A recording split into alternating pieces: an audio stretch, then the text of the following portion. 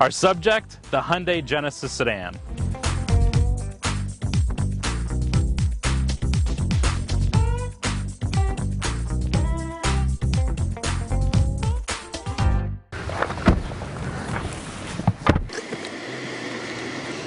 So the first thing I'm gonna say is that this car doesn't smell good initially. It's like there's it's like this leathery adhesive smell. Now Okay. from back here, it is exceptionally quiet.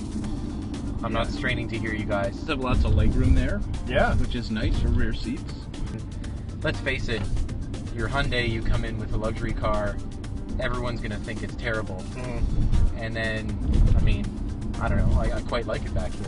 It's not bad. Because it's sort of the same game every time. You roll up in the driveway, that looks good, what is it? It's a Hyundai. Ugh.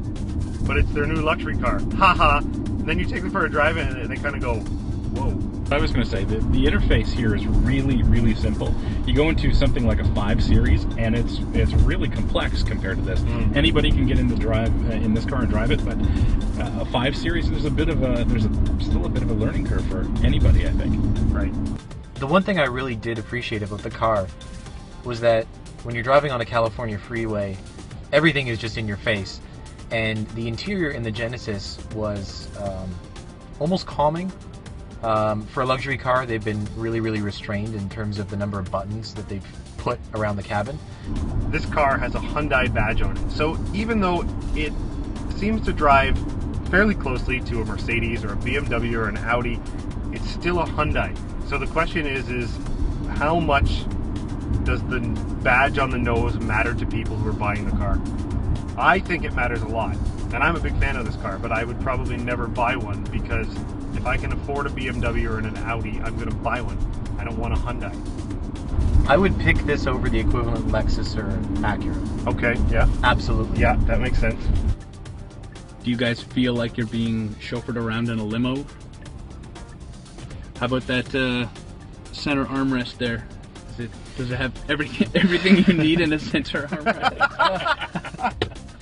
It's got cup holders and heated seat buttons, which is nice. Yeah, rear heated seats. I don't feel embarrassed to be seen in this.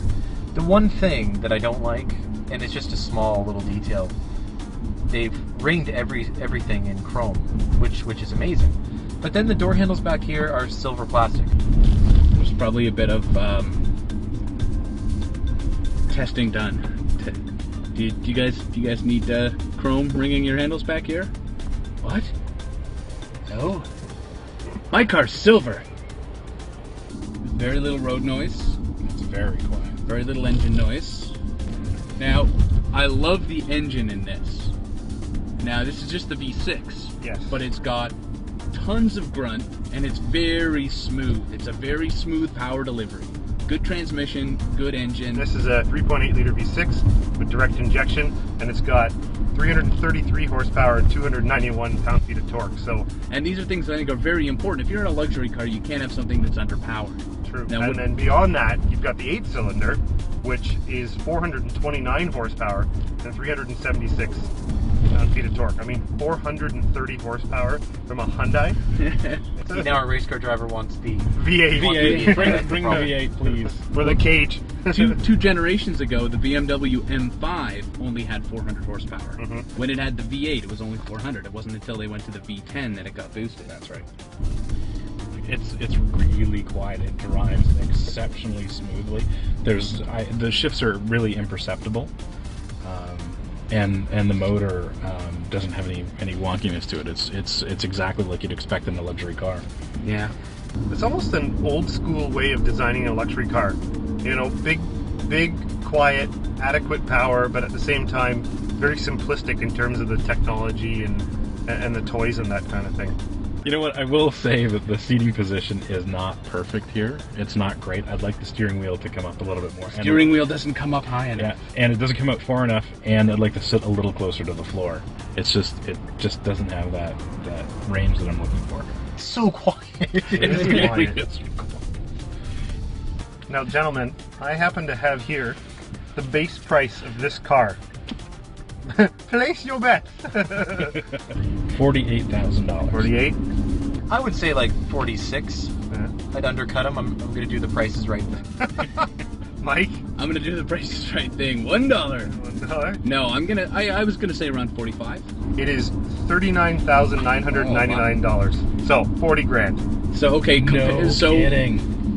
The 5 Series it competes with, 53.9, and the Mercedes 62.5. So you're talking about like a $15,000 to $20,000 ish walk to get to the Germans. So suddenly the Hyundai badge doesn't look so bad.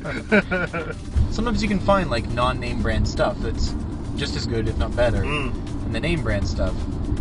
And it's not even necessarily a price thing. It's like a taste thing. And I think the Genesis, it just has that. I don't know. It just actually has a feel to it. This is the Galen Weston of luxury sedan.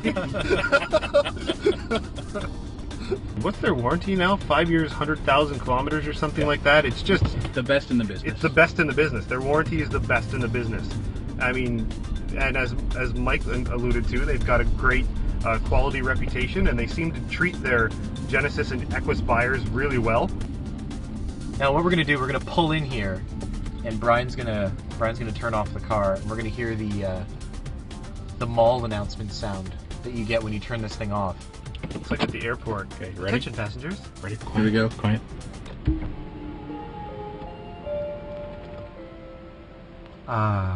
Isn't that serene? It is serene. My Feels so body's much better. my body's tingling. My blood pressure just went down like 5 points. It's like the missing child alert.